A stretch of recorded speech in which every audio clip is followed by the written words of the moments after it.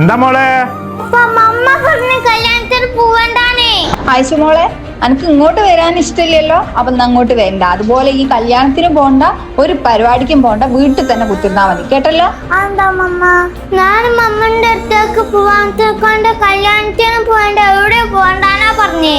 ഇനിയിപ്പോ എന്താ ചെയ്യാ? ആരാ വന്നേ?